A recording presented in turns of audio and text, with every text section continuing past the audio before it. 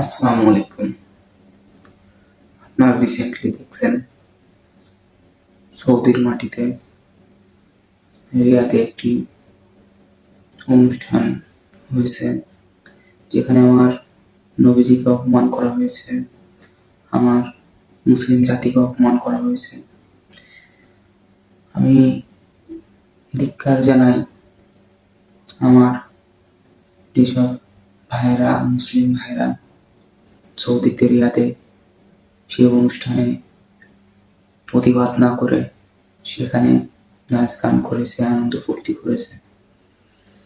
ভাই, তুমিও মুসলিম, তুমি শেষ নবীর উম্মত হয়ে সেই নবীকে অপমান করছো, সেই মুসলমানকে অপমান করছো।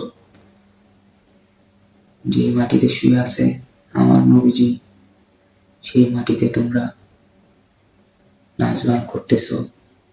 যে সৌদি গিয়ে সারা পৃথিবীর মানুষ হজ আদায় করে, নবীজির রওজা মোবারকে গিয়ে সালাম দেয়, সেখানে তোমরা যে নাচ গান করতেছো।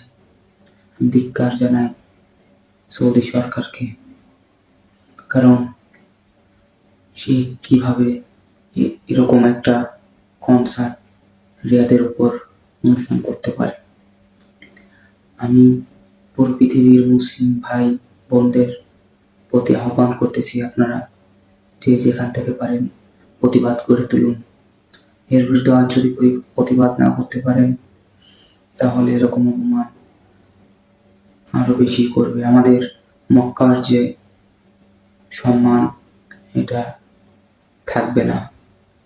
আপনি দেখবেন ওখানে হিন্দুদের মতো ঢোল ডাবর বাজিয়ে যেভাবে আনন্দ ফুর্তি করা হয়েছে, এখানে আমাদের সম্মান কোথায়?